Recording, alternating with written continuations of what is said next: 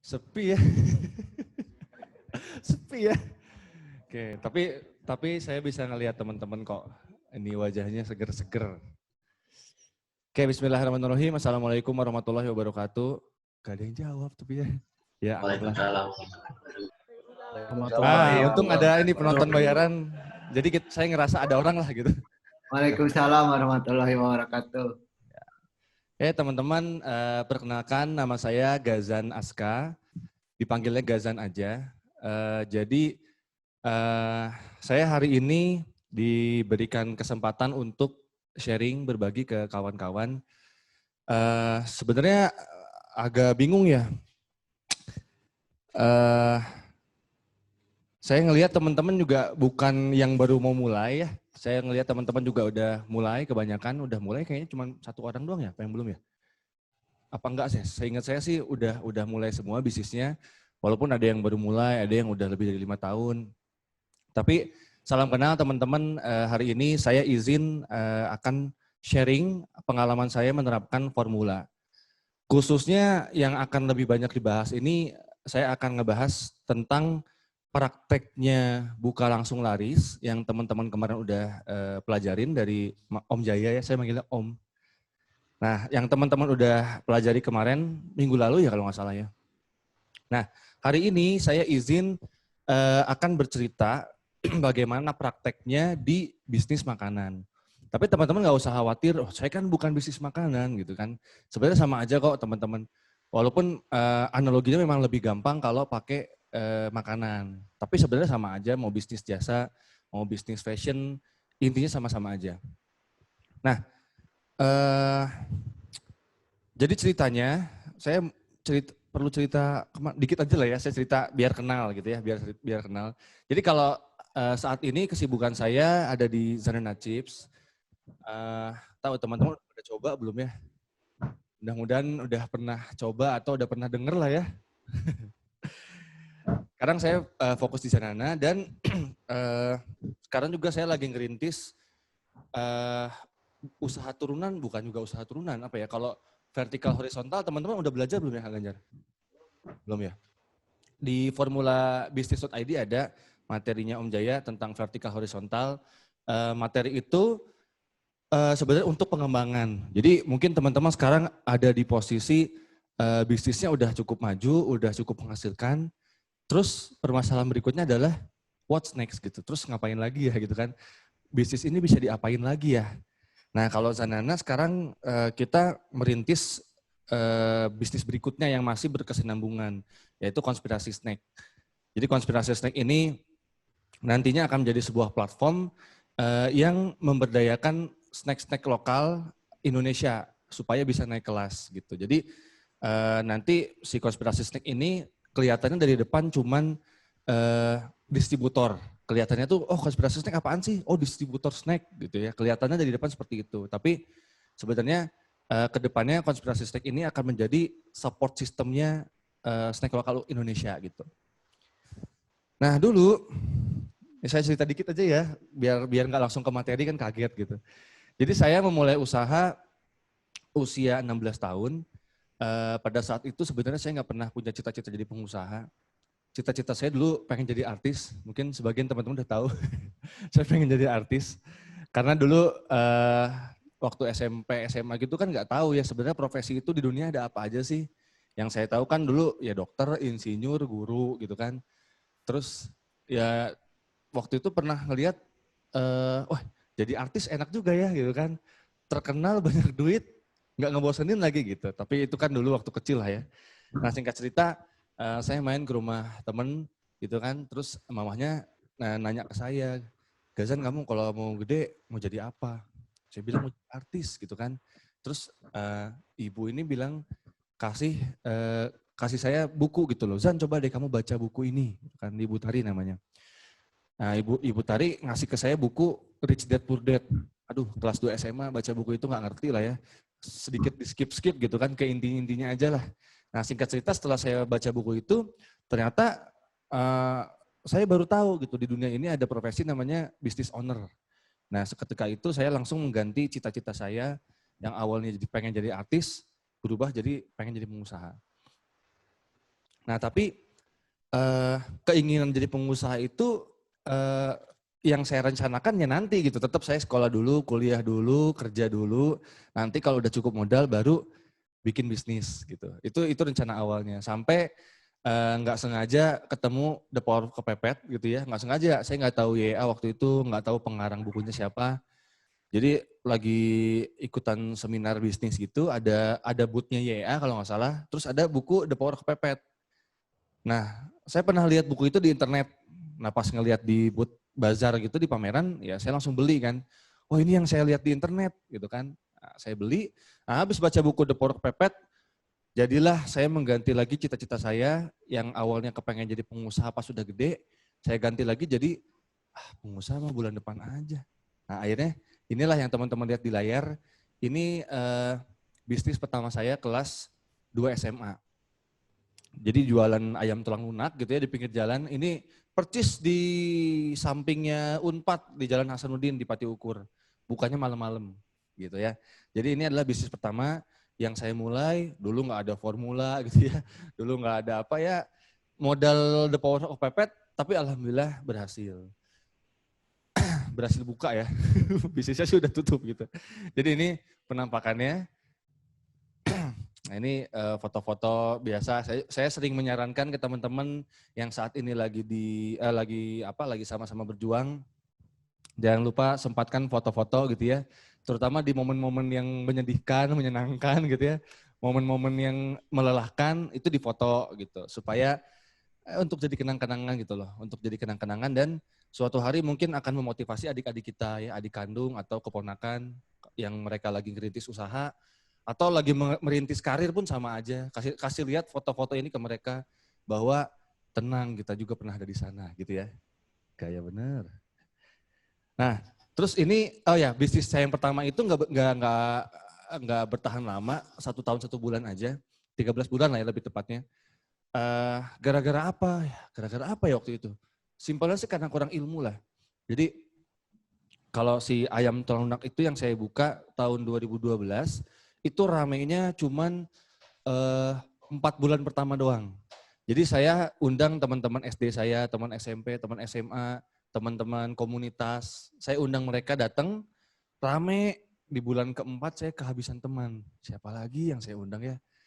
Mereka yang pernah datang nggak balik lagi dan saya nggak tahu kenapa. Dulu boro-boro ngomongin produk ngangenin atau pokoknya yang saya tahu kalau pada saat itu ya yang saya tahu kalau misalnya tempat bisnis kita sepi ya berarti promosi.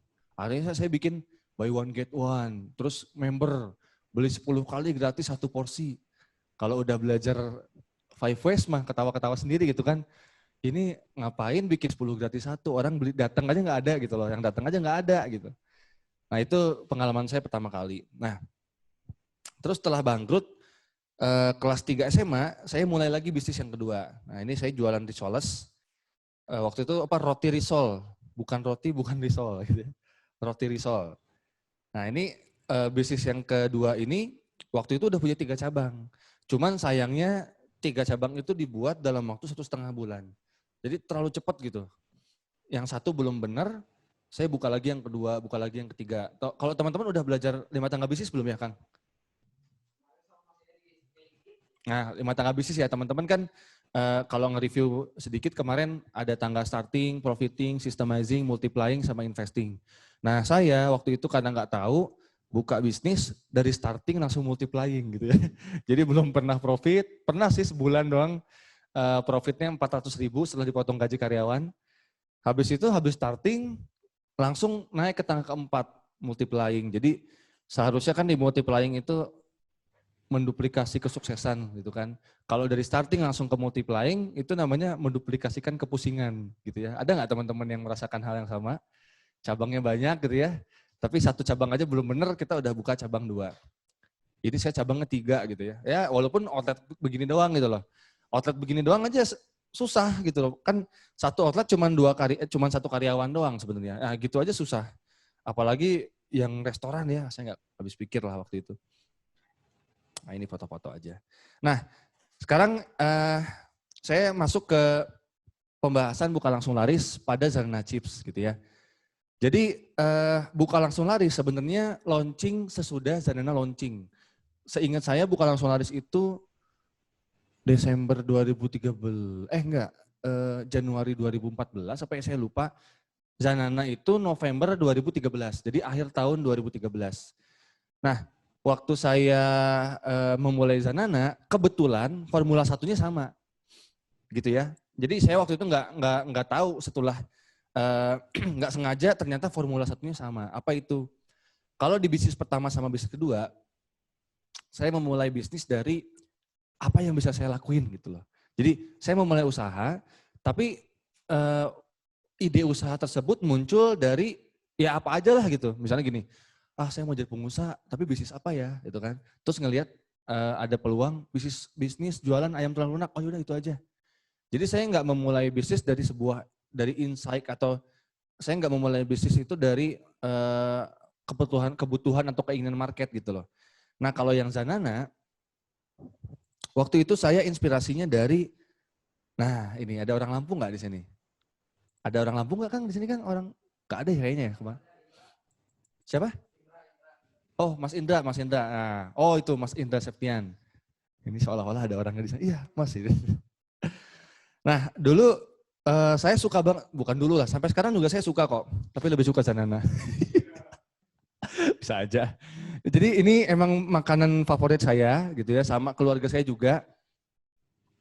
Buat teman-teman yang belum tahu, ini keripik pisang aneka ini salah satu merek dari oleh-oleh khas Lampung. Banyak ya sebenarnya, bukan cuma aneka doang. Ada Suseno, ada Mr. Monkey. Cuman ini yang paling favorit buat saya dan keluarga waktu itu. Sama kakak saya suka juga, mama saya juga suka. Nah, ceritanya waktu itu saya tiba-tiba kepengen makan keripik pisang ini. Di Bandung kan, saya kan orang Bandung. Tiba-tiba saya makan keripik pisang ini. Pengen gitu, tiba-tiba pengen. Tapi beli di mana ya di Bandung ya? Aduh di mana ya? Nah, dari lamunannya saya itu, saya berpikir gini, bentar dulu nih. Jangan-jangan yang cari keripik aneka ini bukan saya doang nih di Bandung. Itu masih jangan-jangan gitu ya, masih sebuah asumsi lah. Nah akhirnya asumsi tersebut saya coba cek ke teman-teman terdekat. Bahasa kerennya kan research gitu ya, survei. Saya melakukan survei tapi cuman ke teman-teman SMA saya doang. 14 orang lah gitu kan, 14 orang. Saya pilih mereka-mereka yang terkenal suka ngemil di sekolah gitu loh. Adalah orang teman-teman saya yang ngemil terus kerjaannya. Nah saya tanya ke mereka, kamu pernah coba keripik pisang congkatan di Lampung belum? Pernah Zan. Suka nggak? Suka banget. Mereka bilang gitu. Kamu mau beli lagi, tapi di Bandung nggak tahu beli di mana ya? Iya Zan, biasanya aku kalau ke Lampung nitip. Nah, pertanyaan yang sama saya tanya ke 13 orang lainnya, mereka semua menjawab hal yang sama. Jawaban mereka semuanya sama, ternyata mereka sama-sama pernah coba keripik pisang aneka, mereka suka, dan mereka sama-sama seandainya ada di Bandung, mereka akan beli. Nah, saya nggak ngerti cara riset saya benar atau enggak pada saat itu. Pokoknya saya udah bisa menyimpulkan bahwa ya setidaknya kalau saya bikin yang kayak gini, ya 14 teman saya bakal belilah gitu ya. Sesimpel itu waktu itu mikirnya. Nah beda dengan bisnis saya yang sebelum-sebelumnya. Risoles, saya nggak ngerti itu jualnya ke siapa, bedanya risoles yang sama yang lain apa. Ayam tulang lunak, saya nggak ngerti pemilihan lokasinya, udah bener atau enggak, apakah sesuai dengan target market atau enggak. Nah kalau yang Zanana, ternyata sama dengan formula pertama. Jadi begitu buku itu launching, saya beli, next step-nya saya jadi tahu gitu loh. Oh ternyata tadinya setelah saya bikin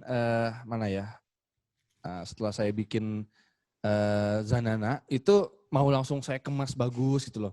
Mau saya langsung kasih stiker, udah mikirin teman saya yang jago bikin logo siapa, udah saya pikirin. Tapi setelah saya baca buku Buka Langsung Laris, ternyata step keduanya adalah uji ngangenin gitu ya, produk yang ngangenin.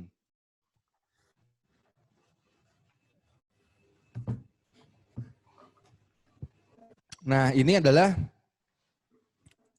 pertama kali Zanana muncul, kira-kira bulan Desember 2013. Belum ada merek waktu itu sama sekali, kemasannya masih kayak gini. Dan apa yang saya lakukan untuk masuk ke tahap kedua atau formula kedua, uji ngangenin, saya jual ini. Saya nggak ya kalau ke keluarga saya kasih gitu ya. Cuman kan keluarga kadang-kadang nggak valid ya. Mereka bilang enak-enak aja gitu karena buat ngedukung saya gitu. Nah akhirnya saya coba jual ke eh, teman-teman waktu itu via BlackBerry Messenger gitu ya, via BBM gitu. Saya pasang status jual keripik pisang coklat harga 10.000 gratis ongkos kirim khusus daerah Bandung dan sekitarnya tidak ada minimum order. Nah tujuan saya adalah teman-teman saya biar mereka kasih feedback gitu loh. Nah akhirnya kurang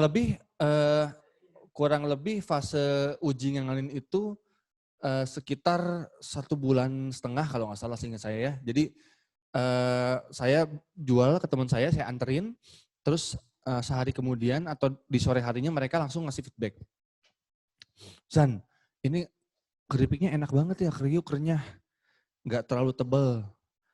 Tapi kok rasa coklatnya nggak kerasa ya Zan, kayak makan gula aja ini mah gitu kan. Nah feedback mereka saya catat sampai ada banyak orang yang sama-sama memberikan satu feedback yang sama. Oh ternyata yang bilang, Zan coklatnya kok gak kerasa ya? Ternyata banyak. Zan coklatnya kok gak kerasa ya? Zan coklatnya kok gak kerasa ya? Nah akhirnya dari feedback tersebut saya jadikan bahan evaluasi produk.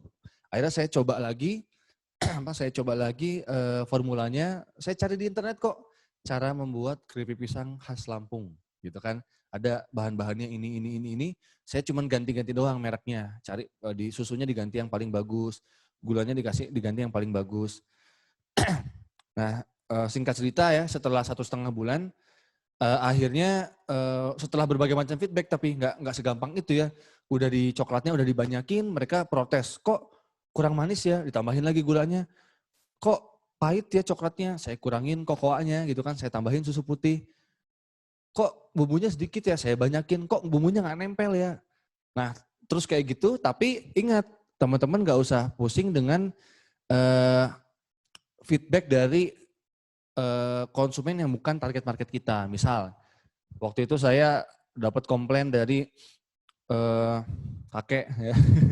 Kakek saya almarhum, Dek, keripiknya keras, kemanisan, Dek. Ini bumbunya tebel, enakan yang original. Nah, kita iya aja, tapi kan nggak usah semua didengerin gitu, karena kita tidak menciptakan produk ini untuk mereka. Jadi mereka bukan target marketnya lah gitu ya. Jadi nggak usah semua dipikirin.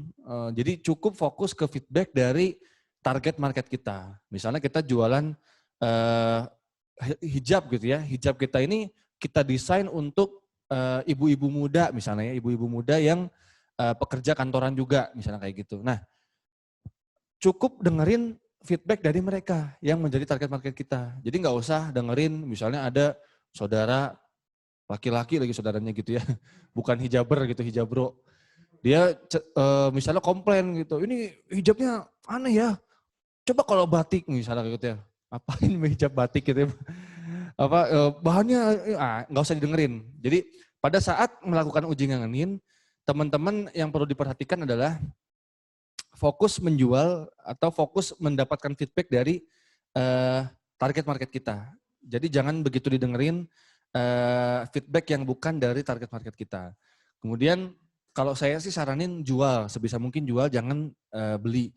Tapi nggak harus ya, karena uji ngangenin itu kan intinya adalah memastikan produk kita berkualitas atau produk kita itu ngangenin gitu. Ngangenin itu apa sih? Orang mau pakai lagi, beli lagi, menggunakan jasa kita lagi. Kalau makanan analoginya ya, kalau makanan itu kalau produk kita disimpan di perkumpulan gitu ya, misalnya ada target market kita misalnya mahasiswa. Nah kita simpan produk kita di tempat mahasiswa itu lagi ngerjain tugas, bilang aja itu bukan produk kita lah gitu ya, kita bawa dari mana. Nah kita perhatiin aja itu orang ngambil lagi nggak gitu. Itu udah uji ngangenin itu. Kalau memang mereka sampai rebutan, sampai habis, sampai mereka bilang, ih ini apaan sih, dari mana sih, ini enak banget sih. Itu udah uji ngangenin. Nggak usah teman-teman jual. Insya Allah itu udah lulus uji ngangenin.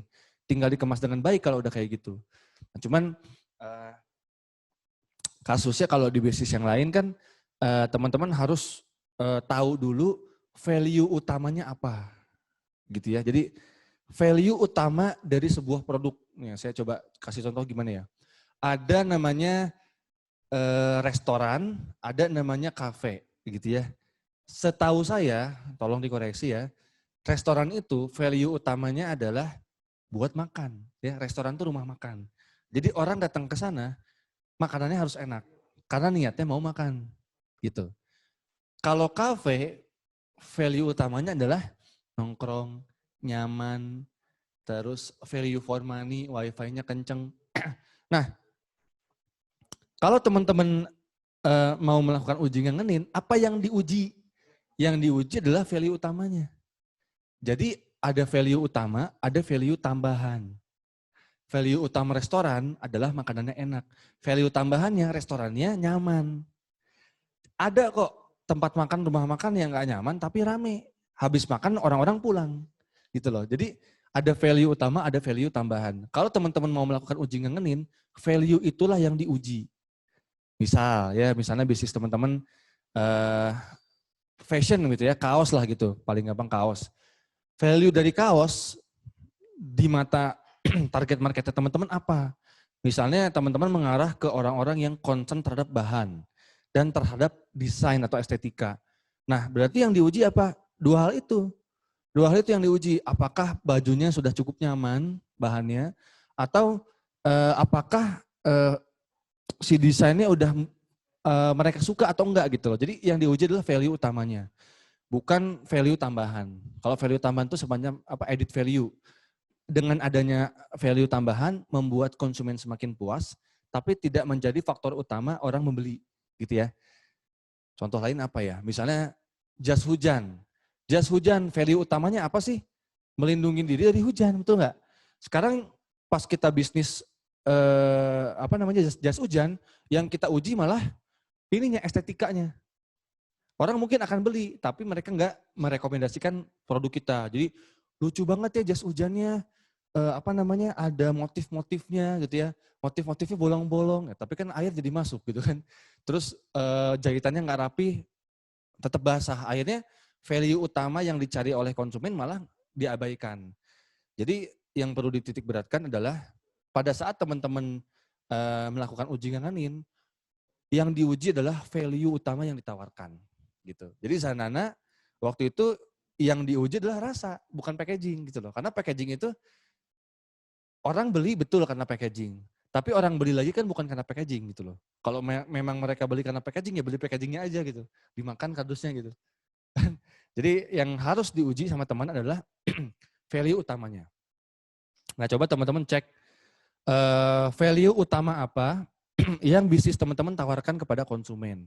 Kalau misalnya jasa, apa janjinya? Atau apa sih concern utamanya konsumen terhadap bisnis jasa tersebut? Misalnya wedding organizer, gitu ya. Misalnya bisnis kita adalah wedding organizer. Value utamanya apa? Ya kalau misalnya kita bingung, riset lah ke target market kita. Mbak, Mas, kalau Mbak Mas bikin perlu WO itu sebenarnya apa sih yang paling penting dari WO? Nanti mereka akan kasih poin. Yang paling penting itu buat kita ya, WO-nya harus ngerti maunya kita, gitu kan. Budgetnya harus bisa menyesuaikan sama kita. Terus balas WA aja cepat, jangan lama, misalnya kayak gitu ya. Nah, value itu yang mereka cari, itu yang kita uji ngangenin, gitu. Kita harus bisa mendeliver value kita sehingga ngangenin di mata mereka gitu. Nah ini waktu saya kirim-kirim Zanana, waktu itu belum ada merek Zanana lah ya, keripik pisang itu saya kirim ke teman-teman langsung saya sendiri gitu, karena kan belum punya karyawan. Saya collect orderan via online, terus saya kirim langsung ke tangan mereka tanpa lewat reseller. Jadi sebisa mungkin pada saat melakukan uji ngangenin, jangan ada pihak ketiga yang ngehalangin kita sama konsumen. Termasuk reseller, jangan buru-buru merekrut reseller pada saat tahap uji ngangenin. Karena kita sangat memerlukan mimik mukanya atau ya mimik mukanya konsumen, feedback mereka kita harus tahu secara nyata gitu loh. Nyata itu bisa dalam arti fisik ataupun maya gitu ya. Kita bisa baca chatting mereka, ya ampun ini keripiknya enak banget gitu ya. Atau waktu itu, Zan, maaf nih teteh mau menyampaikan sesuatu gitu kan. Mereka minta maaf dulu ke saya, takut saya tersinggung gitu kan. Gak apa-apa teh, bilang aja apa adanya. Ini memang kebetulan memang lagi dalam tahap riset produk kok. Malah saya perlu banyak feedback yang jujur, saya bilang kayak gitu. Nah akhirnya mereka ngomong terlalu pahit lah, kemanisan lah, bumbunya kurang lah, rasanya kurang cocok lah, dan seterusnya dan seterusnya. Nah setelah masuk ke setelah saya yakin saya udah lolos uji ngangenin, saya masuk ke formula ketiga dan formula keempat. Nah, teman-teman masih ingat formula ketiga keempat itu merek yang ngetop dan kemasan yang pertama diambil. Jadi kalau merek yang ngetop, saya nggak usah bahas lagi lah ya, detailnya kan teman-teman udah belajar kemarin kaidah-kaidahnya jangan disingkat gitu ya, singkatannya jangan konsonan, hindari angka, hindari singkatan, mudah diingat, mudah diucap.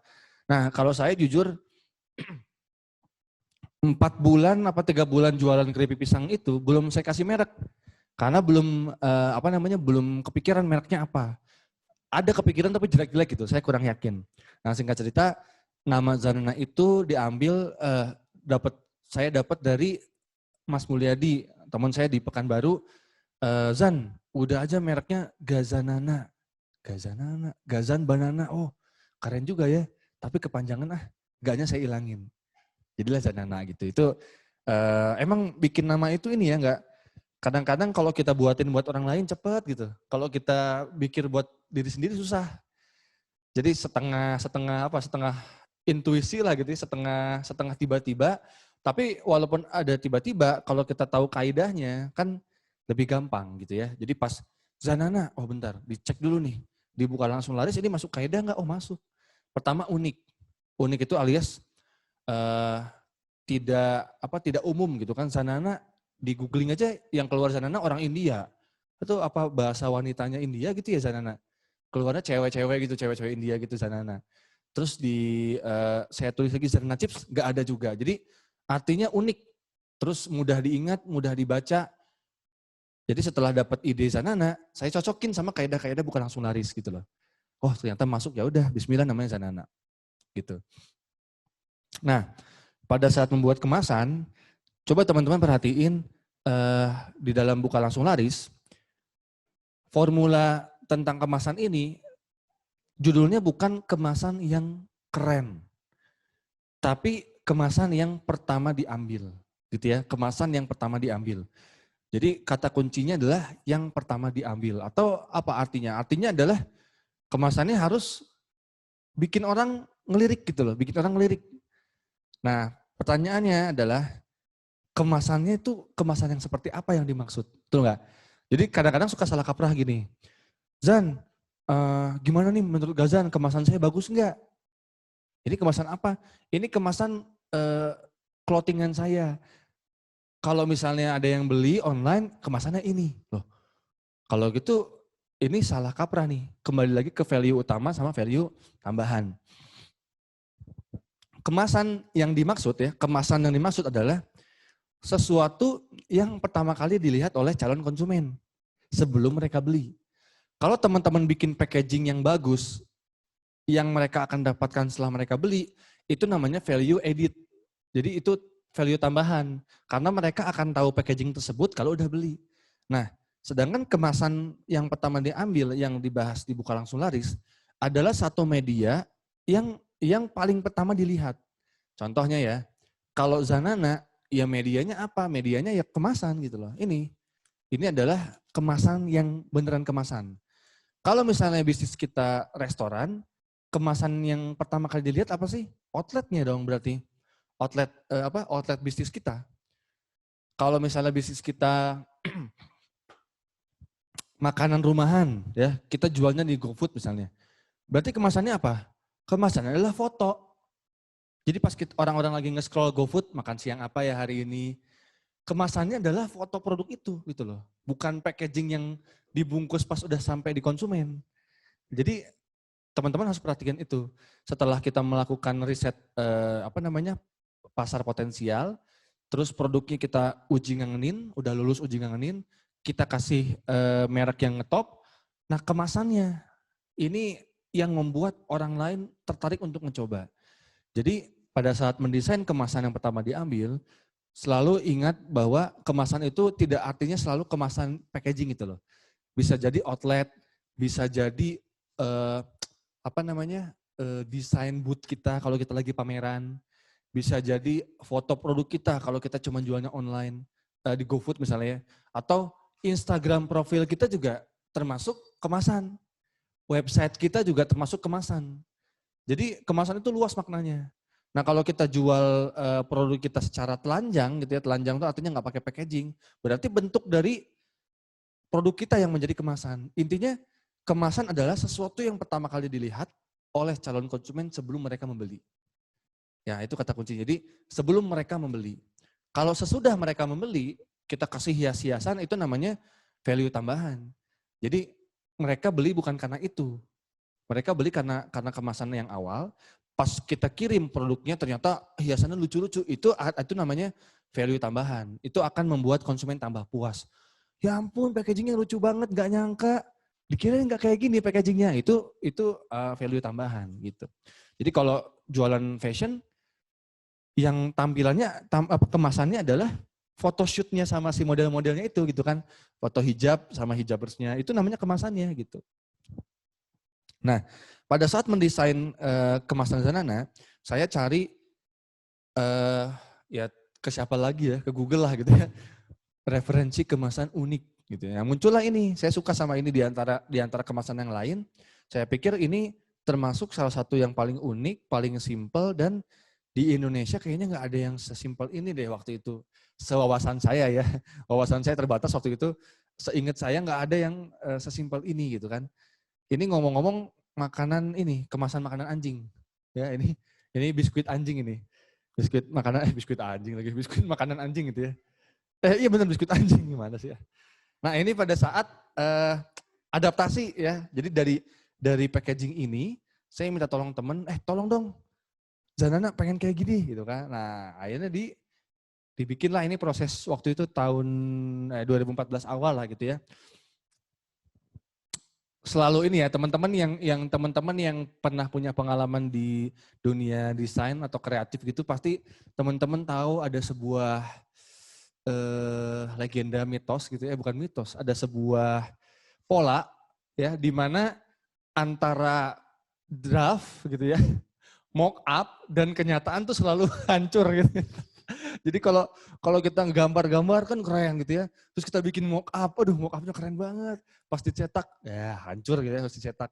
Jadi agak lama juga tuh sampai akhirnya jadi Zanana yang sekarang tuh parah lah. Ini kan logo Zanana itu kan ini kan font ya. Font di MacBook gitu kan. Nah waktu itu pernah saya kirim filenya ke percetakan, sama dia diganti fontnya. Maaf Mas Gazan, missing font. Jadi logonya saya ganti, astaga Bapak itu kan logo Pak. Saya bilang, masa logo diganti fontnya gitu. Bapak bilang dong kalau missing font gitu kan. Jadi diganti gitu. Nah itu prosesnya lah gitu. Sampai akhirnya dari warna coklat diganti ke warna kuning karena waktu itu coklat karena keripik pisang di Lampung coklat semua. Waktu itu saya nggak mikir, oh iya ya, kalau mau jadi beda ya bedain warnanya. Kalau keripik pisang coklat Lampung, coklat semua ya saya kuning, gitu kan. Sehingga tujuannya apa? Beda dari yang lain. Kalau yang lain kemasannya kecil, saya gede, gitu kan. Kalau yang lain warnanya banyak, saya satu warna, dua warna, gitu kan.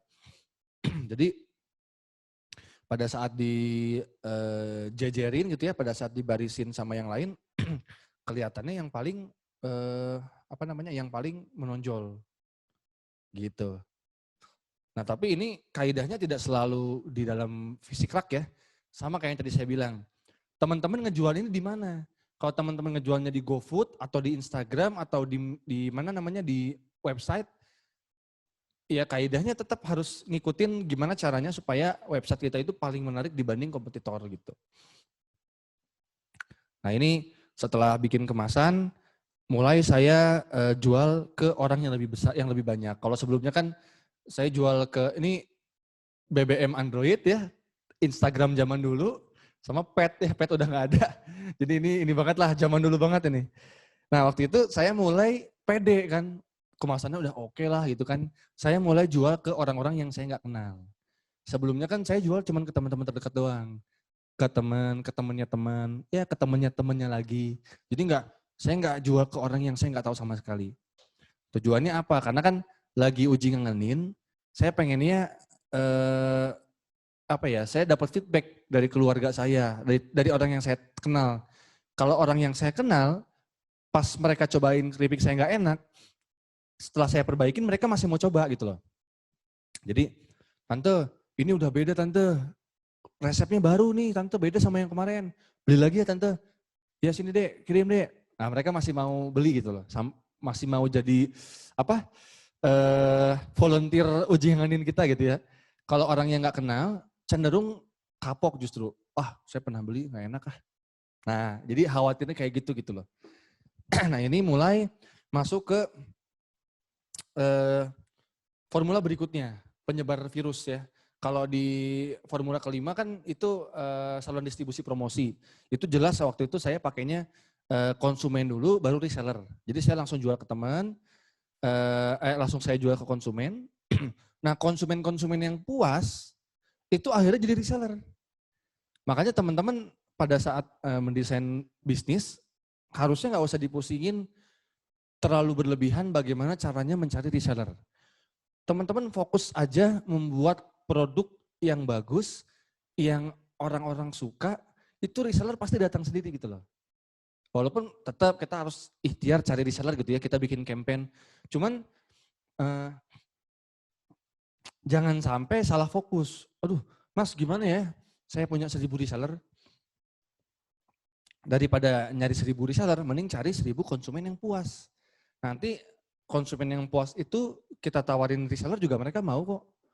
Itu yang saya alamin. Jadi orang konsumen ini beli 1, besoknya beli 2, besoknya beli 3, besoknya teman-teman nitip, teman kantornya beli sana beli 10. Nah akhirnya saya tawarin, teh kenapa nggak jadi reseller aja teh, harganya lebih murah. Terus mereka jawab apa? Mereka jawab gini, oh emang bisa ya Zan? Tahu gitu dari kemarin Zan, gitu kan? Dikira nggak bisa jadi reseller. Nah jadi jangan fokus mencari reseller, karena reseller itu sebenarnya akan hadir, akan datang ketika produk kita memang bagus, gampang dijual dan banyak permintaannya gitu. Jadi waktu itu saya nggak begitu fokus ke reseller, saya jual langsung ke konsumen dulu melalui BBM gitu ya, melalui Instagram dan ke penyebar virus ya, ke formula berikutnya penyebar virus. Apa yang saya lakukan? Nah memang waktu itu saya sangat diuntungkan dengan momennya selebgram itu, artis-artis masih pada gratisan ya tahun 2014. Instagram baru masuk ke Android, itu ya artis-artis masih gratisan lah gitu ya. Cuman kita kirim produk doang mereka mau. Kalau sekarang kan mahal-mahal ya dan nggak balik modal. Mau bayar 1 juta nggak ada impactnya lah gitu ya. Kalau dulu saya diuntungkan dengan itu gitu loh, dengan saya kirim-kirim ke selebgram, akhirnya lebih cepat dikenal. Tapi nggak usah khawatir, sebenarnya bisa juga kok dilakukan di hari ini, cuman teman-teman lebih mengarah ke micro influencer. Ini saya kemarin baru ngelihat foto-foto zaman dulu kan, saya lagi ngelihat-lihat, ternyata si artis-artis yang sekarang atau selebgram yang sekarang followersnya jutaan atau 500.000, itu dulu waktu zamannya Sanana, mereka tuh cuma 10.000 followers, 15.000 followers. Nah, sekarang saya masih melakukan endorse-endorsean gratis, jadi Sanana endorse gratis loh. Gitu ya. Sampai sekarang kita ngarah ke yang followersnya 100.000, 50.000, dan tipsnya nih ya, kalau teman-teman mau coba endorse gitu ya, jangan tanyain price list gitu. Jadi bilang aja saya dari Sanana, saya pengen kakak coba produk kita dan ngasih honest review gitu kan. Kalau berkenan boleh nggak kita minta alamatnya? Udah gitu aja, nggak usah bilang boleh minta price listnya, jangan, nanti dia kasih harga gitu. Dan ternyata berhasil itu, yang centang biru mau mau coba produk kita gitu loh. Ada juga memang yang followersnya dikit ngasih harga, kita diamin aja lah gitu kan. Nah anyway, apa sih yang membuat virus ini tersebar? Nah banyak ya, kalau virus ini tersebar bisa dengan desain, maksudnya bisa disengaja dengan ibaratnya kayak kita endorse berbayar itu kan berarti sengaja ya kita menyebarkan virus. Tapi ada juga teknik viral gitu loh, di mana kita membuat sesuatu yang di luar ekspektasi orang, yang membuat orang pengen nge-share produk kita. Misal ya, rumusnya apa ya? Saya nggak tahu rumus ilmiahnya apa, tapi ini berdasarkan pengalaman saya aja ya. Orang itu akan nge-share sesuatu yang di luar nalar mereka atau di luar nalar apa di luar ekspektasi mereka gitu ya. Di luar sesuatu yang normal itu pasti akan mereka viralin. Termasuk berita lah ya. Berita pun kalau teman-teman mau masuk ke laptop si Unyil gitu ya, atau teman-teman mau masuk ke net good morning itu, teman-teman cukup membuat sesuatu yang beda dari yang lain. Dianeh-anehin aja. Misal, kalau Serena waktu itu viral gara-gara packagingnya simple, unik. Jadi dulu orang ngelihat packaging Serena aja gemes pengen di foto. Kalau sekarang mungkin udah terlalu biasa lah ya, banyak yang kayak gini. Terus di belakang kemasan Serena ada how to eat gitu kan. 1, ambil zanana. 1 bismillahirrahmanirrahim. 2, ambil zanana. 3, makan. Nah itu cukup unik gitu loh. Kalau dulu saya memang mikirnya gini, daripada kemasannya kosong kan, belum ada nutrition facts, belum nggak tahu mau ngisi apa ya, komposisinya juga nggak tahu apa. Ya inilah kayak Oreo gitu kan, diputer, dijilat, dicelupin. Nah kalau saya, 1 bismillahirrahmanirrahim, 2 ambil zanana, 3 makan. Ternyata itu viral. Wah ini kemasannya lucu banget nih gitu kan, ngingetin kita buat makan, selalu berdoa gitu kayak gitu ya. Terus packaging lucu banget. Terus zanana rasa green tea itu juga termasuk sesuatu yang aneh pada saat itu. Nah, kalau teman-teman mau mempraktekkan formula yang ke-6 penyebar virus, coba teman-teman pikirin apa sih sesuatu yang unik dari bisnis teman-teman. Nah, ini memang perlu keberanian dikit lah ya. Jadi agak ditabrak-tabrakin, misal ya. Misalnya teman-teman jualan restoran, jualan si Kang Able tuh jualan iga bakar. Yang diuji ngangenin itu iga bakar. Tapi yang diangkat ke media itu jus rawit. Gitu loh. Jadi seingat saya jus rawit. Jadi cabai rawit di jus jadi minuman. Viral kan? Masuk berita. Tapi pas orang-orang datang ke restorannya, yang ditawarin si oseng merconnya, menu andalannya. Jadi bisa aja teman-teman membuat bisnis, mendesain suatu produk, diuji ngangenin gitu ya, dan virus viralnya bisa jadi nggak ada di produk itu. Bisa jadi virus viralnya ada di produk yang lain. Nah, tapi teman-teman harus ingat viralnya ini harus tetap harus tetap bermoral gitu loh. Karena viral kan zaman sekarang gampang ya. Cukup bertindak aneh aja gitu ya. Cukup menjadi orang yang tolol udah viral.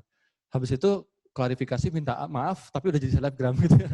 Jadi untuk membuat sesuatu yang viral bisa didesain di dalam produk kita yang utama, bisa di produk kita yang emang sengaja dibikin viral.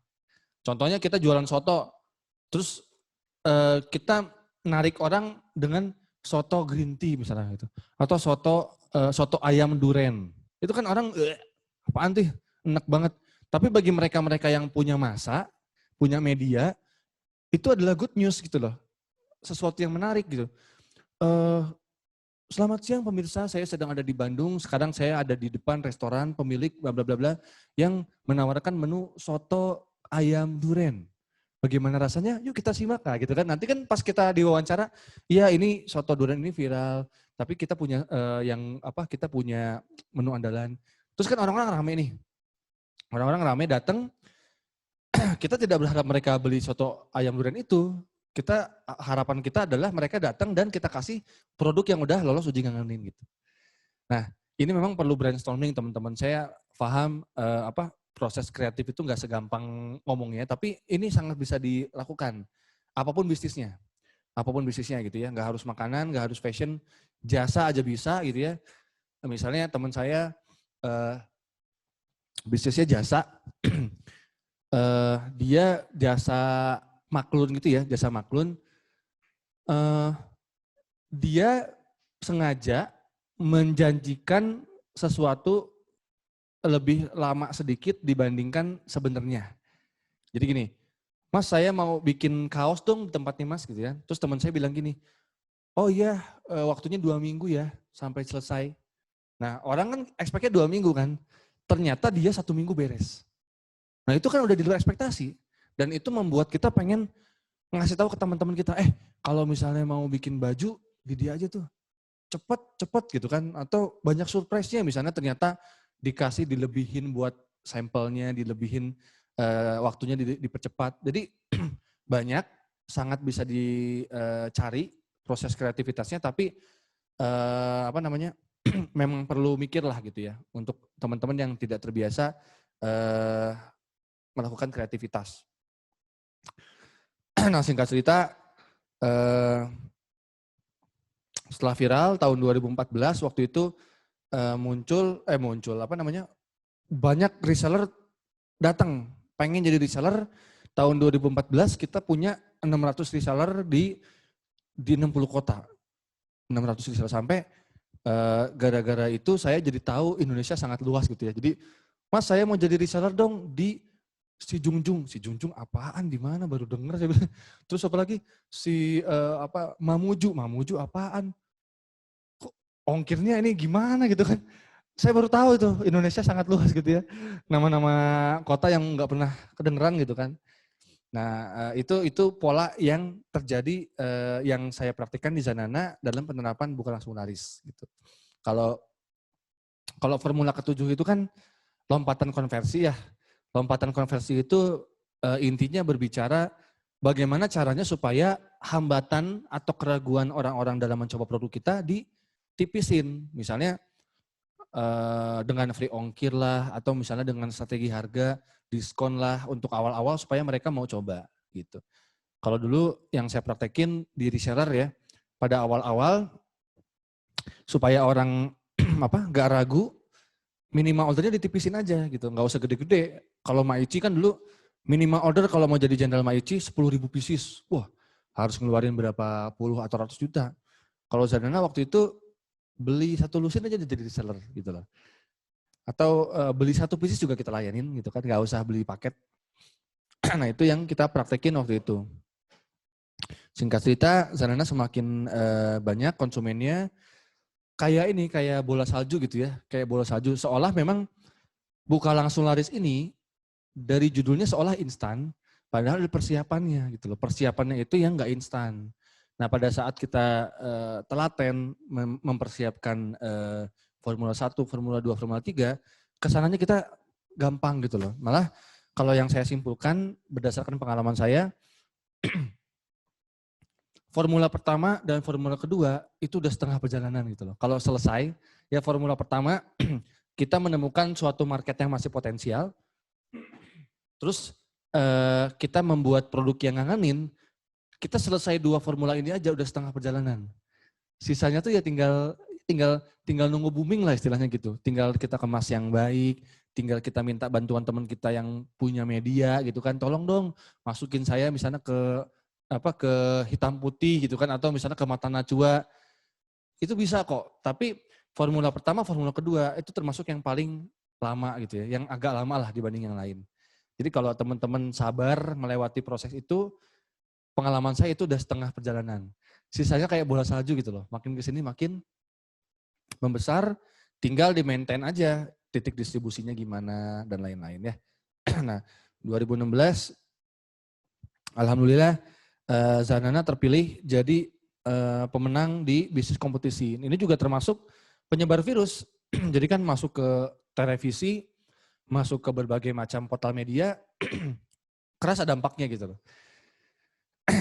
Terus masuk ke retail juga jangan buru-buru ya, karena masuk ke retail itu bukan cuma masuk, tapi gimana caranya setelah masuk, setelah produk kita ada di rak, gimana caranya ada yang ngambil gitu loh.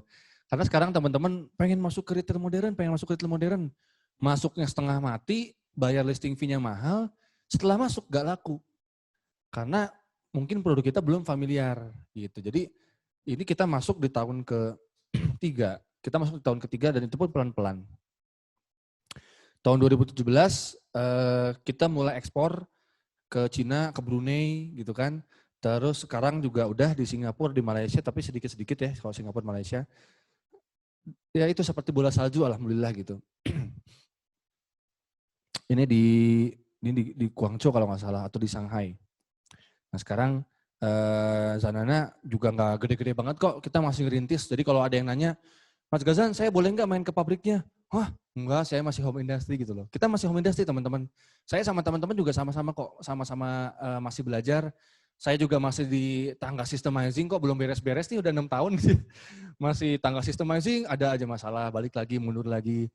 Jadi kita sama-sama masih belajar. Ya ini cuman saya kebetulan udah praktek aja di Buka Langsung Laris.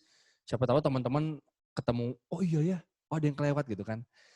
Ini Zanana, kita sekarang ada 22 kalau nggak salah, 21 saya lupa. Singkat cerita, sebenarnya Zanana udah lebih dari 80 kota di 10 negara gitu. Ya paling itu teman-teman sharing saya di Formula Buka Langsung Laris. Nah, sebenarnya saya pengen sharing banyak tentang implementasi formula-formula yang lain di bisnis saya. Tapi saya agak susah kemarin agak mepet waktunya karena ngumpulin slide-nya agak repot. Jadi sebenarnya buat teman-teman yang udah mengenal formula, ini saya kasih testimoni ya. Saya kasih testimoni kenapa teman-teman harus menekuni formula.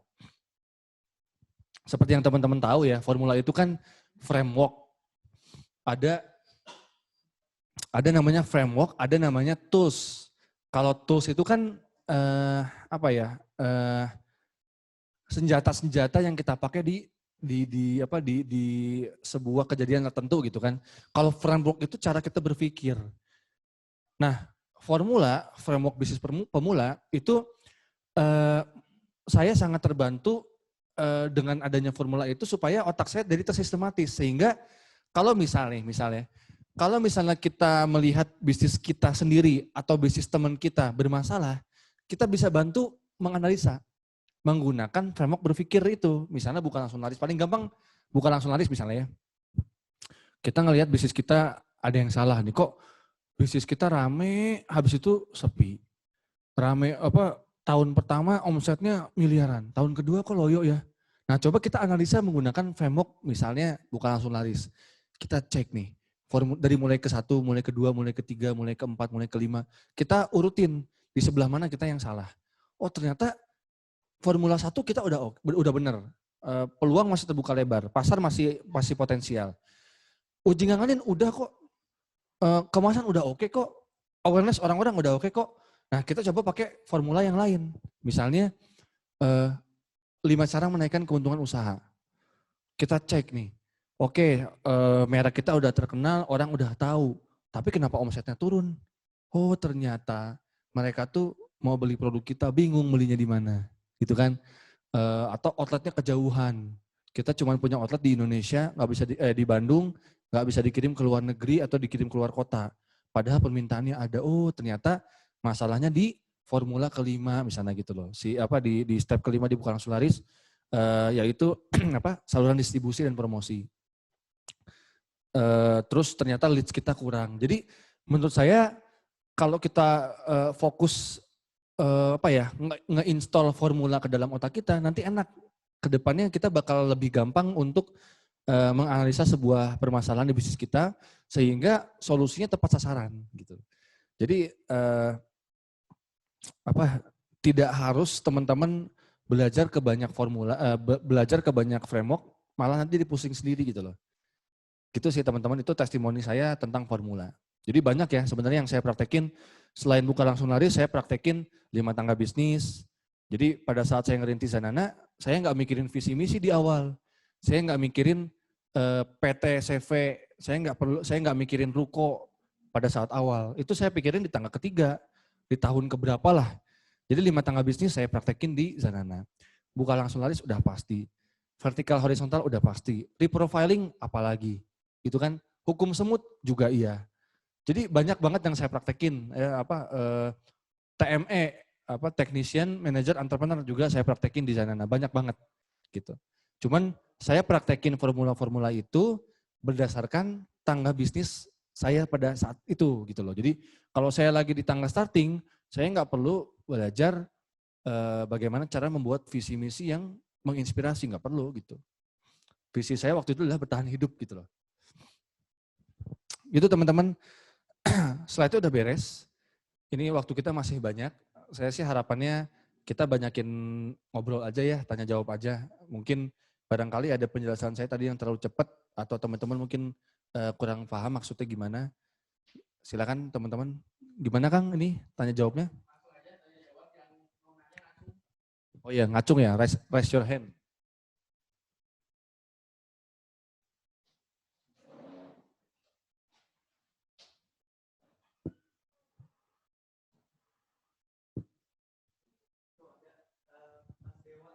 Oh ngacungnya manual ya, saya pikir kan itu ngacungnya bisa pakai virtual.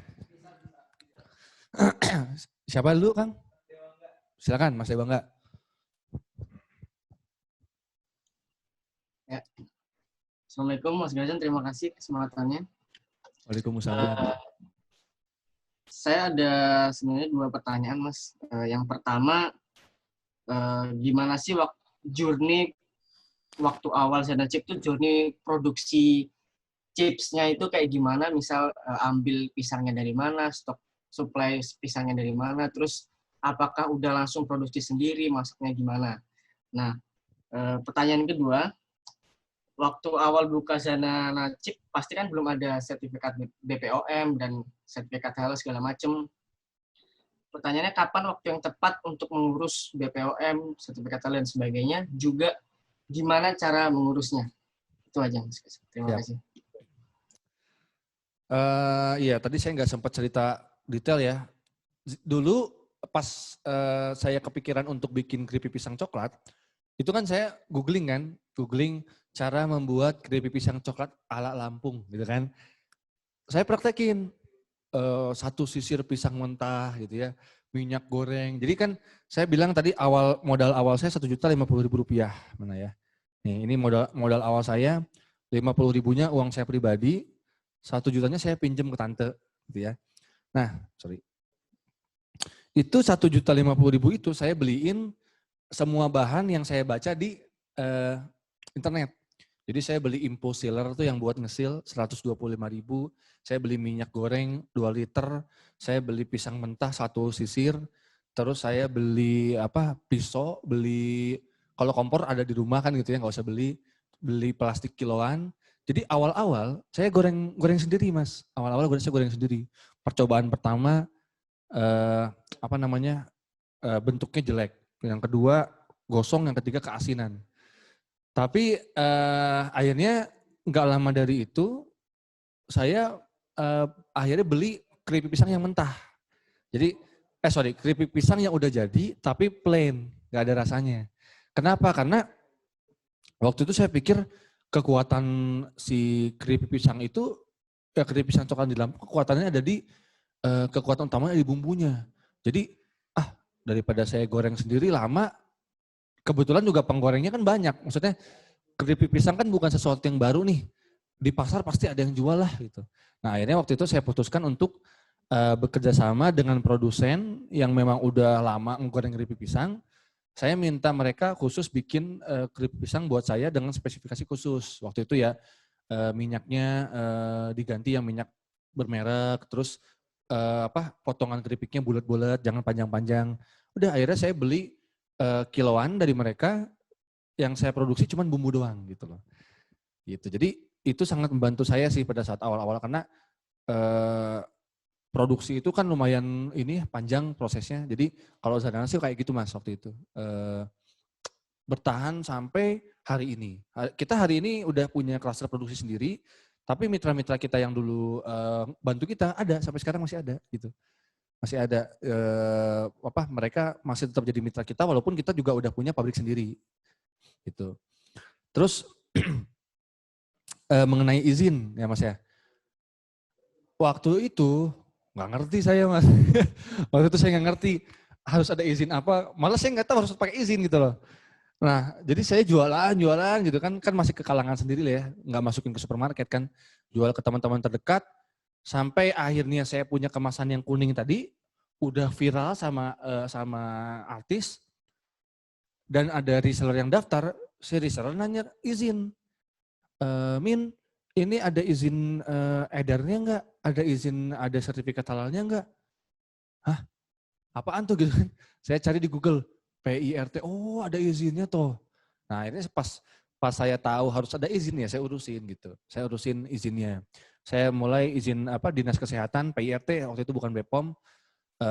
Tapi sambil berjalannya waktu, sambil si PIRT-nya masih dalam proses, itu kan saya daftar April 2014, April 2014 saya daftar PIRT, sertifikatnya keluar tahun depannya, bulan Maret. Jadi kan setahun. Nah, gimana dong saya jualannya? Saya tetap jualan. Nah, pertanyaannya adalah kapan waktu yang tepat untuk beresin izin-izin? Kalau jawabannya yang ideal, ya ini jawaban yang ideal, jawaban yang seharusnya adalah ya sebelum mulai dong, gitu kan ya.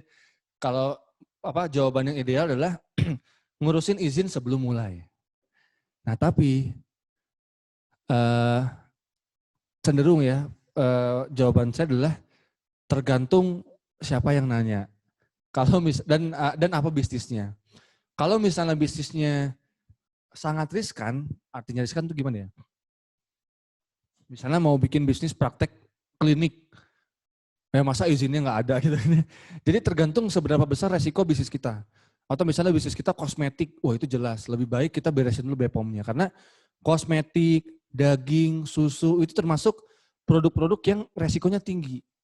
Nah, produk-produk yang resiko tinggi itu cenderung dipermasalahkannya juga lebih besar. Kemungkinan kita dipermasalahkan sama BPOM-nya sangat besar dan menyangkut nyawa orang gitu loh. Nah, tapi kalau teman-teman bisnisnya, saya jualan keripik singkong, jualan pecel lele, aduh itu kan keripik singkong mah urusin aja PIRT-nya, tapi sambil jalan sambil jualan gitu loh. Tapi jangan masuk ke supermarket. Tapi kalau misalnya teman-teman bisnisnya, Mas saya bisnisnya obat Mas, ini obat resep dari nenek saya.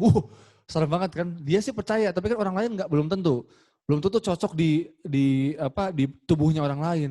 Nah, kalau kayak gitu saya akan saklek ngomong, beresin dulu izinnya gitu kan. Apakah sudah teruji di laboratorium, ini nggak ada yang membahagiakan lagi. Apakah bahan-bahannya nggak ada yang membahayakan. Jadi jawaban yang ideal sebenarnya adalah ya beresin dulu izinnya, baru kita berbisnis. Di hukum pun kayak gitu kan, kalau di secara hukum juga kita boleh berbisnis kalau udah ada izin. Tapi kan kita entrepreneur gitu ya, kita nggak bisa nunggu lama. Tapi saya balikin lagi bisnisnya teman-teman apa nih? Kalau bisnisnya produk yang beresiko rendah, kayak jualan kolak gitu ya, atau kolak mah nggak usah pakai izin lah gitu ya. Sambil jalan, tapi sambil jualan gitu ya. Jual keripik pisang, saya pikir waktu itu, dan saya yakin keripik pisang saya ini halal, dan gak ada yang aneh-aneh gitu loh. Saya yakin cuman izinnya aja belum ada, saya tetap jualan gitu loh. Salah nggak? Ya kalau menurut hukum salah gitu ya. Kalau ngomong ideal ya salah, harusnya izin dulu baru jualan. Tapi ya saya emang nakal-nakal dikit lah gitu ya. Dari masa saya nunggu setahun dulu baru keluar, baru jualan, saya udah keburu malas jadi pengusaha gitu kan. Jadi jawabannya gitu Mas Dewa. Jadi jawabannya tergantung apakah bisnis teman-teman beresiko tinggi. Kayak kosmetik, obat-obatan, herbal, klinik, tempat praktek itu ya waktu yang kapan waktu yang tepat untuk mengurusi izin ya dari awal ya, kalau kayak gitu dari awal. Tapi kalau teman-teman bisnisnya ringan-ringan ya dijualnya ke kalangan sendiri, ya nggak apa-apa sih. Sambil diselesaikan izinnya, sambil jalan tetap supaya kita nggak kehilangan momentum gitu.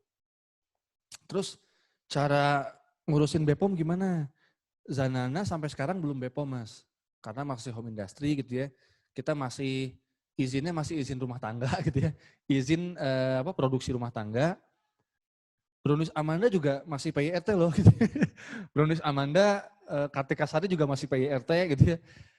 Jadi kita belum ngurus BPOM, tapi kita sempat mau ngurus BPOM.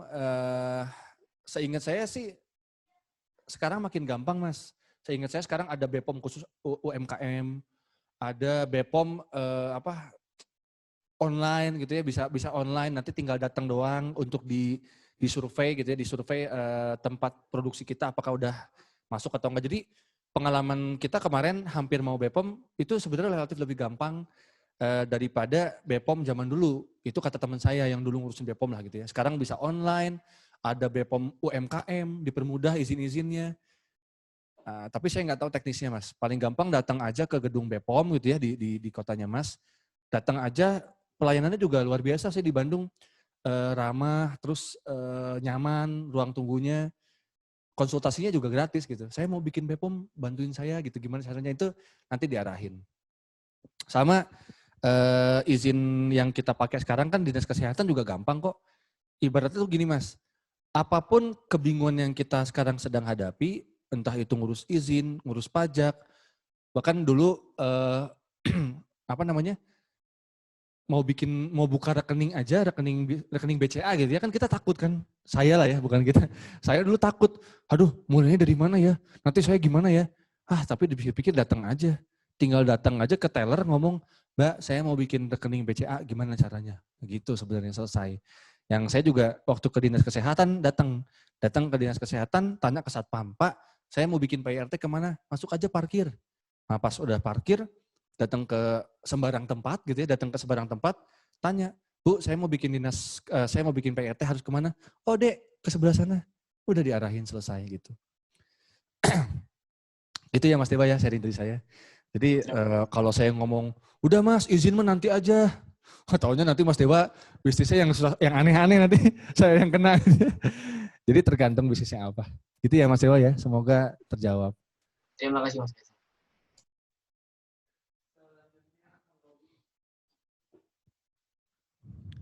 Silakan Kang Robi. Ya, terima kasih Mas Gazan. Sangat senang sekali bertemu pada pagi hari ini. Ini saya ada beberapa pertanyaan memang ingin tanya. Sudah lama sekali penasaran. Yang pertama itu dari penerapan Zanana ini, kan tadi kan dijelaskan waktu awal-awal membidik pasar potensial. Nah, dari awal membidik sampai sekarang, apakah pernah bidikan pasar potensialnya Zanana ini bergeser, Mas Gazan? Artinya dulu masih, nyoba ini gitu. Kemudian setelah jalan, akhirnya ada kayak reprofiling atau dan sebagainya. Itu yang pertama. Yang kedua, terkait produk yang ngangenin, kebetulan saya juga sudah punya produk juga, dulu pernah riset kurang lebih ya sekitar 3-4 bulan, apakah ini ngangenin atau tidak. Nah, secara produk sebenarnya hampir sama kayak keripik pisang gitu. Artinya kalau punya Mas Gazan adalah keripik pisang, punya saya ini pentol yang yang asli Malang, karena emang pentol di Malang ini kan salah satu yang sering orang dicari. Tetapi setelah saya uji ngangenin itu saya juga coba sebar ke teman-teman, ke teman-teman yang punya antusias tinggi ke produk seperti pentol, khususnya ini yang makanan pedas juga. Akhirnya dapat feedback. Kemudian setelah saya jual juga banyak dapat feedback. Yang istilahnya feedbacknya itu positif, artinya mereka udah merasa enak dan memang ini yang dicari. Nah, saya tuh bingung apakah ini udah termasuk ngangenin atau belum. Yang terakhir, itu gimana kalau kita punya produk kompetitor yang sama dengan kita, misalkan nggak Zanana dengan keripik pisang coklat yang lainnya, tetapi kita kalah viral duluan gitu. Padahal secara uji ngangenin, itu kita lebih ngangenin atau mungkin secara rasa lebih enak. Ngomong lebih enak ini karena feedback dari customer yang pernah mencoba antara produk kita sama produk yang lain, ini lebih enak sebenarnya, tapi kok kalah viral, akhirnya kalah rame gitu. Terima kasih Mas Gazan. Oke, siap Mas. Kalau Zanana, kebetulan kita tidak mengalami pergeseran target market waktu itu.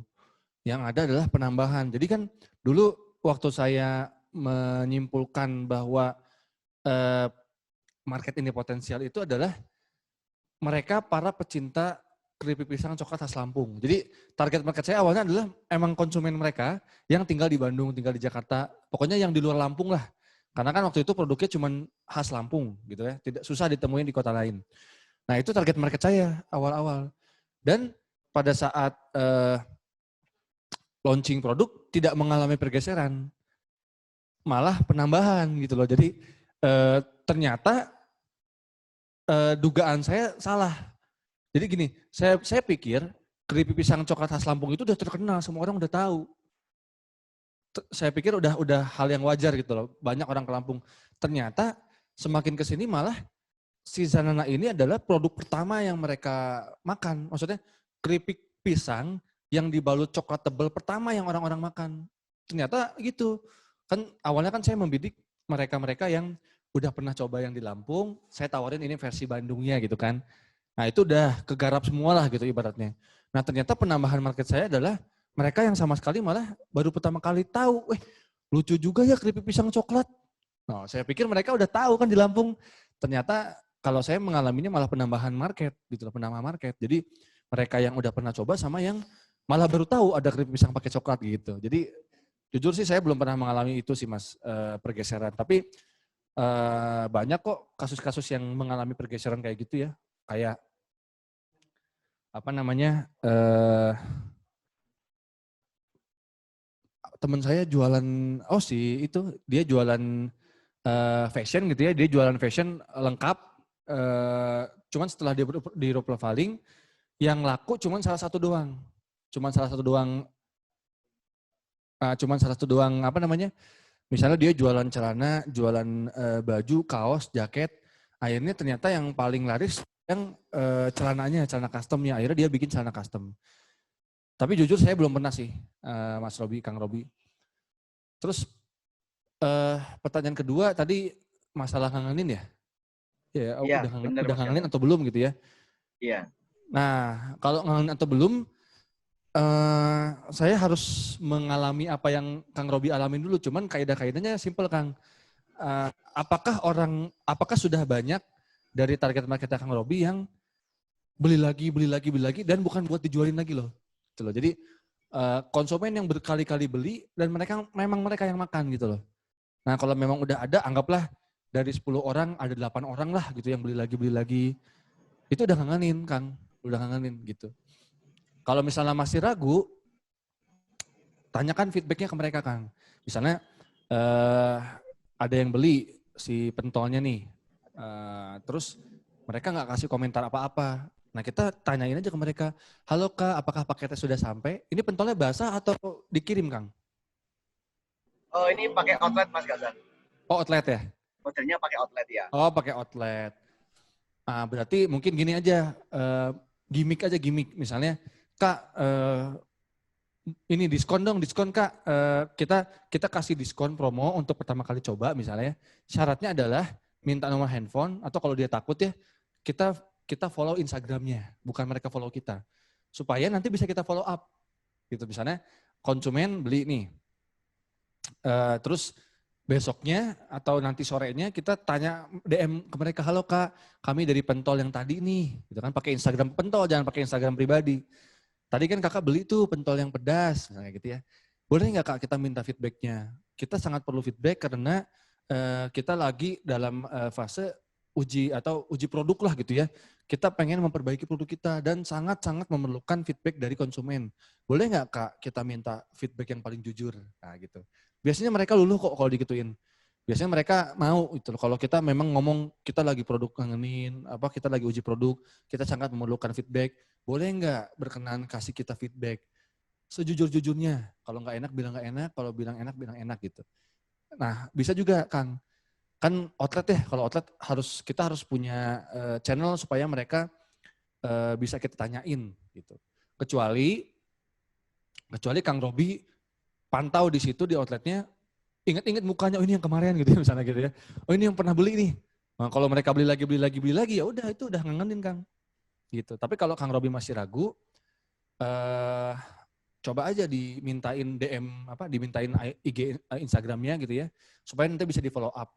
Halo Kak, boleh tahu nggak apakah tadi itu adalah kunjungan pertama? Oh enggak Min, aku udah sering makan di sini. Oh berarti udah ngangenin kayak gitu. Ini bukan yang pertama kalinya Kak, Min gitu kan. Saya dulu kemarin lagi beli. Setiap lewat jalan ini saya selalu beli. Oh udah ngangenin itu Kang kalau gitu. Gitu. Cuman kan kita memang harus punya akses ke konsumennya gitu. Gitu. Makanya yang tadi saya bilang jangan ada pihak ketiga itu bukan cuma reseller. Kalau bisa pas jualan pertama kali Kang Robi yang turun di lapaknya gitu kan, yang ngelayanin mereka. Halo Kak, sambil kita nyiapin pentolnya nih, baru pertama kali kesini Kak, teh gitu kan, Mbak. Oh enggak, saya kemarin beli juga. Oh berarti ini yang kedua kalinya ya, ketiga kalinya, iya. Suka ya Mbak sama pentolnya, iya ini enak banget. Nah, kita mintain feedback lah gitu intinya. Kalau kita masih ragu ya istilahnya. Tapi kalau orang udah beli lagi udah ngangenin lah itu insya Allah. Dan harus banyak ya, jangan cuma satu orang. Satu orang mungkin dia nggak ngerti rasa gitu, nggak ada lagi mungkin. Ya. Terus yang ketiga tadi apa ya Kang Robi ya? Yang ketiga itu terkait dengan kompetitor Mas Gazan. Jadi kan kalah viral ya? Iya, ya, kalah viral. Padahal lebih ngangenin gitu. Ya, kalau kita mau mengambil marketnya kompetitor gitu ya, kan kita pede nih. Sebenarnya produk kita ini lebih enak, lebih berkualitas dibandingkan kompetitor. Cuman kalah viral doang misalnya gitu ya, cuman kita kalah nama doang. Nah kalau misalnya kita mau mengambil hatinya market kompetitor, coba Kang Robi belajar Simply Marketing Kang, ada di Formula Business ID ya, Simply Marketing gitu. Cara menang bersaing gitu. Nah, tapi yang pengen saya tekanin adalah gak usah khawatir Kang, apalagi kalau betul terbukti pentolnya punya Kang Robi lebih enak daripada pentol kompetitor yang terlanjur viral. Jadi nanti coba materi lebih lengkapnya ada di Simply Marketing ya. Coba Kang Robi cek bagaimana cara menanyakan kriteria pentolnya si market dibandingkan punya kita sama kompetitor. Nah, untuk ngeviralin gitu ya, supaya kita nggak kalah viral, kaidahnya sama kayak yang tadi saya sharing Kang. Coba bikin sesuatu yang nggak kepikiran, gitu ya, sesuatu yang out of the box atau sesuatu yang di luar ekspektasi orang. Misal ya, pentolnya setiap outlet di outlet itu Kang Robi melakukan sesuatu yang tukang pentol lain nggak lakuin. Misalnya pakai seragam. Seragamnya jangan seragam orang jualan pentol. Misalnya seragam bioskop atau seragam sekolah SD. Jadi pedagangnya pakai SD gitu ya. Terus atau intinya tujuannya adalah supaya kita dapat attention dari orang lain gitu loh. Kita dapat viralnya tuh apa ya? Orang kan belum orang nggak akan tahu pentol kita enak kalau mereka nggak coba. Mereka nggak akan coba kalau mereka nggak tertarik. Mereka nggak akan tertarik kalau mereka nggak tahu bahwa kita tuh ada di dunia ini gitu loh. Nah tujuannya supaya kita nggak kalah viral, setidaknya kita nggak kalah awareness gitu ya sama kompetitor. Coba brainstorming ya, tips dari saya sih tabrakin dua konsep berbeda, ditabrakin jadi satu sehingga jadi sebuah konsep yang baru. Misalnya misalnya jualan pentol tapi bootnya kayak bukan boot pentol, kayak apa ya misalnya. Saya juga perlu waktu ya, memang ini gak gampang, perlu cari referensi misalnya packagingnya kayak bukan packaging pentol, packagingnya kayak packaging belum kepikiran nih. Kalau izin gini Mas Gazan, kalau saya ini kemarin coba nerapin yang kemasan pertama kali diambil tapi saya terapkan di outlet kan. Jadi kalau selama ini kebanyakan outlet-outlet kayak gitu kan kayak outlet minimalis atau outlet kontainer yang cuma kotak gitu aja. Nah punya saya ini coba saya terapin kayak kedai Jepang gitu. Jadi kedai Jepang yang yang gerobak gitu loh. Jadi ada kayak semacam atapnya, terus kemudian ada kayak bendera kain yang kuning, terus ada lampu-lampu gitu. Jadi nggak pakai yang model-model kayak kontainer atau kotak-kotak minimalis gitu. Oke, mereknya apa kan? Kalau saya Mr. Pentol, tapi teman-teman lebih sering nyebutnya Mr. P gitu. Astagfirullah. Tapi maksudnya Mr. Pentol tadi. Nah itu bagus tuh, pentol Jepang.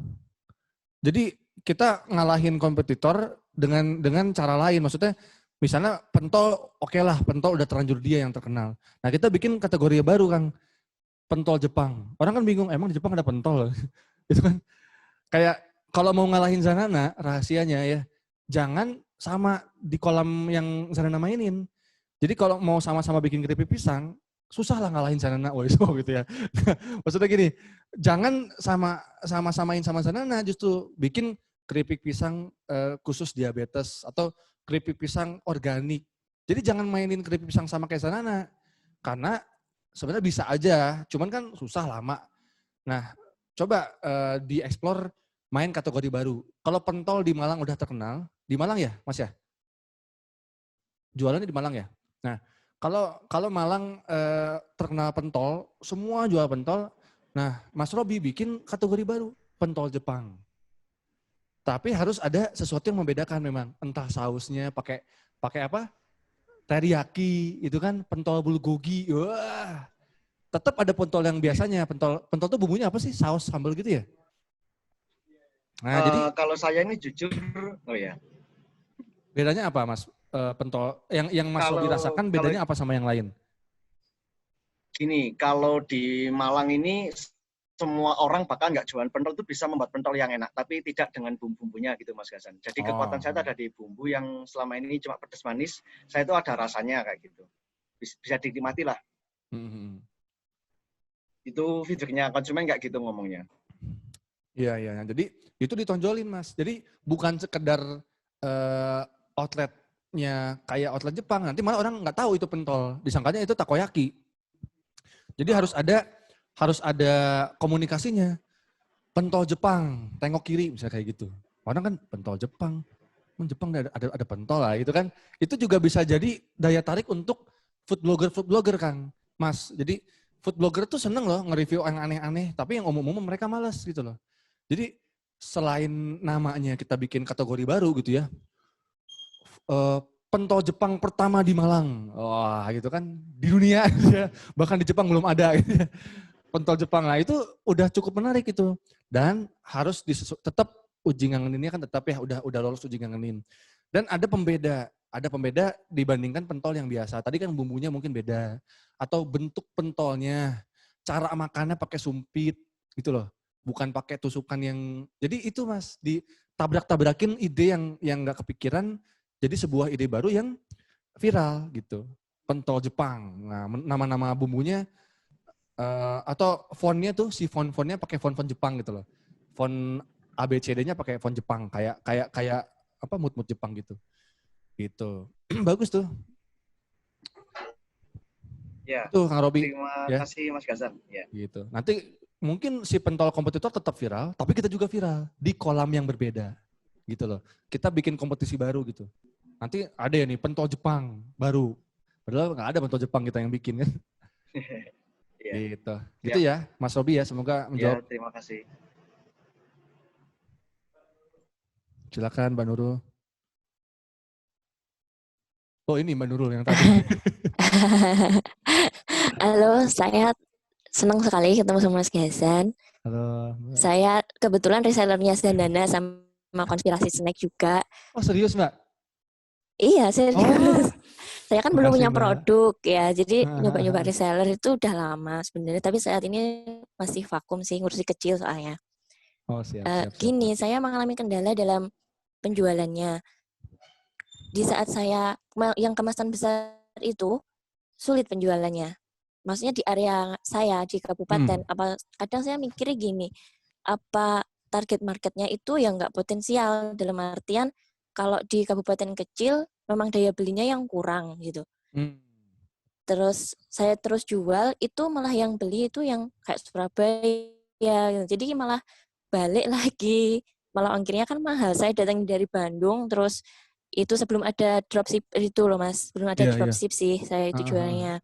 Jadi malah kayak muter-muter, yang di area Ngawi malah nggak ada gitu. Yang dari Ngawi malah nggak ada yang beli. Apa kadang mikir memang yang market itu tidak besar. Kalau di kabupaten saya, apa memang daya belinya yang kurang gitu. Itu yang pertama. Terus yang kedua, waktu kemasan kecil itu saya juga nyoba, saya kembali jual gitu. Saya kasih ke teman-teman. Mereka feedbacknya bagus, semua bilang enak, tapi tetap juga nggak ada yang beli gitu. Apa mungkin memang daya belinya memang kurang gitu kalau di desa. Ya, terima kasih. Ya, siap Mbak Nurul. Betul Mbak, jadi kembali lagi kita harus menyesuaikan produk kita terhadap target market kita. Jadi yang disesuaikan kan bukan cuma value sebenarnya, maksudnya bukan cuma rasanya, tapi termasuk daya beli. Jadi misalnya gini, misalnya di Indonesia sekarang lagi booming misalnya lagi booming boba ya, boba nih, wah semua dibobain misalnya kayak gitu. Cuman kan boba nih harganya 20.000 ke atas gitu ya. Ya untuk sebagian kalangan, mahal banget sih minuman 20.000 misalnya 25, 40.000. Nah, terus kita melihat ada sebuah market potensial. Anggap aja kita pengen ngegarap boba kabupaten misalnya, atau boba desa gitu ya. Di mana kalau rasanya ya nggak bisa seenak yang 20.000, tapi buat mereka enak lah gitu ya. Kita bikin boba 10.000, kita mau bikin boba yang untuk menjangkau kelas C-nya. Nah, kalau kita tahu target marketnya siapa, udah jelas kemampuan mereka berapa, ya yang harus disesuaikan salah satunya juga harga gitu loh. Jadi kita nggak bisa menggarap boba kelas C dengan harga B, nggak bisa. Jadi termasuk diantaranya harga, pricing gitu ya.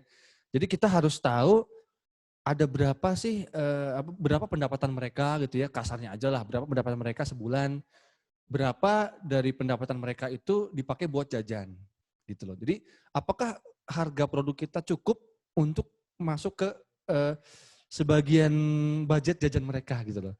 Misal ya, anggap beginilah Mbak Nurul, Zanana dijual ke kantin-kantin SMP. Nah, tergantung SMP mana dulu kan. Kalau SMP-nya SMP elit, uang jajannya 100.000, mungkin mereka bisa beli Zanana 1 biji gitu ya, 17.000.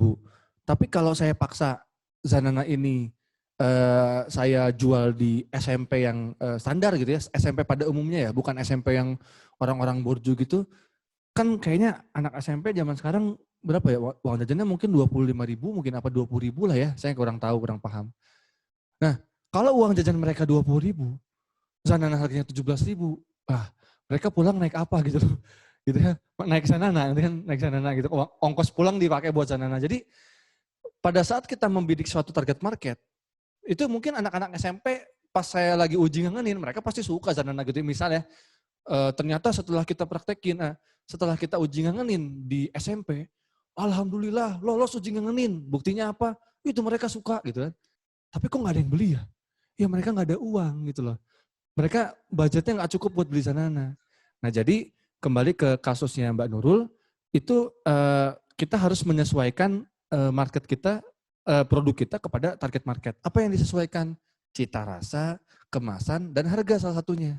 Kita harus, harga produk kita harus masuk ke budget mereka gitu loh. Budget belanja bulanan atau budget jajan, budget ongkos, itu kita harus masuk gitu loh. Pembahasannya memang agak rumit ya, cuman dari situ Mbak, kita ada rencana untuk membuat semua snack yang ada di Konspirasi Snack itu harganya di bawah 10.000 semua. Itu proyek ke depannya. Jadi kan lebih massal tuh. Memang kalau yang sekarang kan agak premium ya, cuman bisa di daerah-daerah tertentu yang orang bisa beli snack untuk sehari-hari seharga lebih dari 15.000. Nah, tapi kita jadi dapat insight bahwa ternyata market yang lebih massal itu 10.000 ke bawah. Justru kan kalau kita ke Indomaret ya, harga snack kan 7.500, 6.500. Nah, kita pengen ngejar ke sana memang gitu. Jadi kembali ke pertanyaan Mbak Nurul, betul, produknya mungkin ngangenin, tapi orang nggak beli karena uangnya kurang.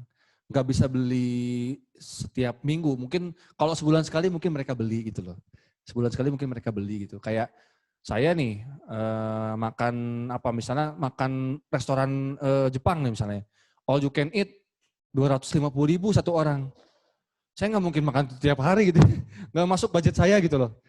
Jadi kalau sebulan sekali oke lah gitu ya. Sebulan sekali oke lah. Tapi saya nggak bisa tiap hari gitu. Dan kalau orang beli produk kitanya setiap 1 bulan sekali, berarti kita harus cari orang baru di setiap harinya. Supaya 30 hari itu ada terus yang beli gitu loh. Jadi saya beli di tanggal 1. Nanti saya akan beli lagi di tanggal 1 berikutnya, bulan depan. Nah nanti Mbak Nurul harus cari bayar yang lain di tanggal 2, tanggal 3, tanggal 4. Jadi seolah-olah ada yang datang setiap hari gitu loh. Gitu. Setiap hari ada orang yang datang. Si konsumen tidak beli produk kita setiap hari, tapi setiap hari ada yang beli. Beda-beda gitu loh. Gitu Mbak Nurul. Jadi itu insight-nya ya Mbak Nurul ya. Jadi agak susah ya Mbak ya kalau konspirasi snack ya. Tapi seumpama dijual 10.000 ke bawah itu Mas, itu kan berarti kemasannya nggak menarik dong. Nah kemasannya tetap yang oke, tapi size-nya dikecilin Mbak. Jadi Oh, kalau size misalnya lebih gini, kecil lagi. Zanana misalnya 80 gram. Nah, kita bikin Ya. yang 50 gramnya biar bisa masuk ke 10.000 gitu loh. Gitu. Tapi packagingnya kita pengen tetap cantik gitu loh. Jadi kemasannya cantik, harganya masuk gitu loh. Gitu. Itu rencana Iya. kita sih, Mbak. Oke. Soalnya ya yang dialami dari UMKM di desa kami juga seperti itu sih. Packagingnya sudah menarik, tapi buat kemasan aja itu budgetnya sudah 4.000 sendiri gitu. Oh iya, nggak mahal ya Mbak ya, harus Iya, agak mahal. banyak gitu. Satu kemasan itu udah 4.000, belum harga apa modal-modalnya untuk membuatnya itu. Ya, belum isinya ya. Belum isinya. Iya. Kalaupun kepaksa pakai packaging yang 4.000 berarti kita nggak bisa ngejual di market sekitarnya Mbak Nurul gitu. Kita harus jualnya keluar kota biar harganya bisa dijual lebih mahal. Jadi Oh, gitu. kalau kan sering kejadian Mas